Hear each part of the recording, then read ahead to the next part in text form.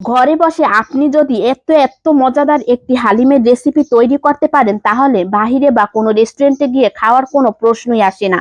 Hello everyone, আসসালামু আলাইকুম। আজকে আমি আপনাদের সাথে হালিমের A to Z রেসিপিটি শেয়ার করব। আর এটি একেবারে খুবই সহজ পদ্ধতিতে তৈরি করা। এর জন্য আমি এখানে নিয়েছি প্রথমে একটি হালিমের রেডি মিক্স প্যাকেট। আর এটাকে একটি বাটিতে ঢেলে তারপর এর ভিতরে দিয়ে দিব ফুটন্ত গরম পানি। ফুটন্ত গরম পানির ভিতর এই উপকরণগুলো 1 থেকে 1.5 ঘন্টা ভালোভাবে ভিজিয়ে রাখবো। তারপর চুলায় একটি হাঁড়ি বসিয়ে এর ভিতরে দিয়ে দিব রান্নার তেল। তেলটা গরম হয়ে আসলে আমি এর ভিতরে দিয়ে দিব পেঁয়াজ কুচি আর সামান্য চিনি দিয়ে পেঁয়াজ কুচিটাকে ভালোভাবে নাড়াচাড়া করে বেরেস্তা করে নিব। কিছু অংশ একটা প্লেটে তুলে নিব, তারপর বাকি অংশের ভিতর দিয়ে দিব আদা বাটা আর রসুন বাটা।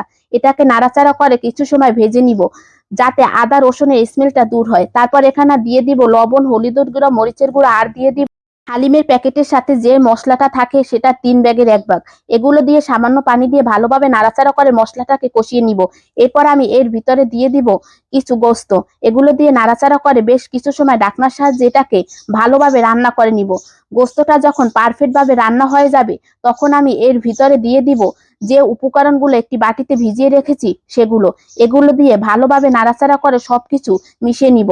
তারপর এখানে সামান্য পানি অ্যাড করে এটাকে আমি বেশ কিছু সময় মিডিয়াম আছে রান্না করে নিব।